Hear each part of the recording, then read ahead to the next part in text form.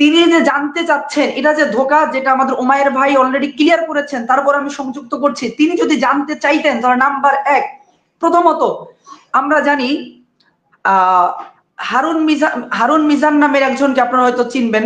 হারুন মিজান, উনি অনেক জি বড় জানি। একজন দায়ী, হয়তো আমাদের সবাই চেনার কথা। ওনার প্রায় 15টি বই আছে, আকীদার বিষয় নিয়ে ওনার বেশ কয়েকটি বই আছে। উনি তার সাথে একান্ত আলোচনা করেছে যে ভাই তুমি কি বিষয়ে বুঝতে চাও, আমি তোমাকে বুঝাবো, বলো কি চাও। উনি তো বুঝতে চায় না, উল্টা ওনাকে রসুল সাল্লাল্লাহু আলাইহি ওয়াসাল্লাম ওনার সামনে রসুল সাল্লাল্লাহু আলাইহি ওয়াসাল্লাম হিট করে সাহাবা ইকরামের বিরুদ্ধে নোংরা নোংরা কথা বলেছে, যেটা আসলে ওনার বুঝতে চাওয়া না, অ্যাটাক করে কথা বলেছে।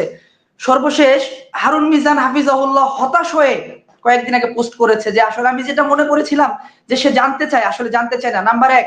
নাম্বার দুই, তিনি যদি আসলে জানতে চাইতেন তাহলে আমাদের একটু আগে কমেন্ট করেছেন আমাদের এখানে মাওলানা রুহুল আমিন সিরাজি, যাকে বলা হয় বাংলাদেশের নাস্তিকদের জম। রুহুল আমিন সিরাজি তার সাথে একান্ত হোয়াটসঅ্যাপে কথা বলেছে যে আপনি কি সত্য জানতে চান, তাহলে আসুন দাওয়া ওয়াইজ বাংলা, যেখানে এই সত্য নাস্তিকতার বিষয়ে যত প্রশ্ন আপনি করেন আপনাকে উত্তর দেওয়া হবে। তিনি বলে যে না, আমি সেখানে বসতে পারবো না। এখান থেকেও ক্লিয়ার হলো।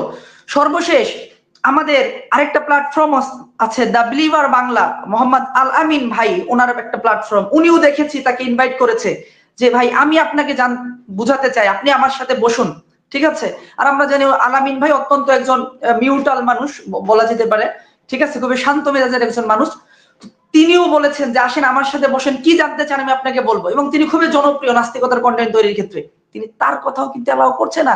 সর্বশেষ দেখলাম আমরা আমাদের মুশফিক মিনারও তার সাথে যোগাযোগ করার চেষ্টা করেছে, এছাড়া আমাদের ভাইরাও যোগাযোগ করার চেষ্টা করেছে এবং যোগাযোগ করেছে, উনি আসলে বসতে চান না।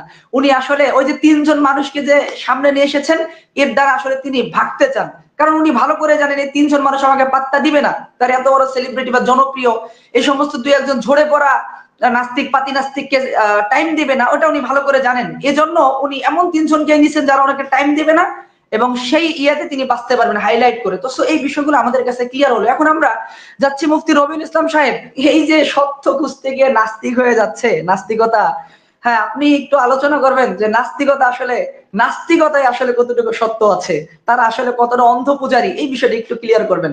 নাস্তিকদের প্রতি ওপেন চ্যালেঞ্জ বইটি জুড়ে রয়েছে নাস্তিকদের অন্ধবিশ্বাসের জায়গাগুলো, আলোচনা করা হয়েছে নাস্তিকতার টকিং পয়েন্টগুলো।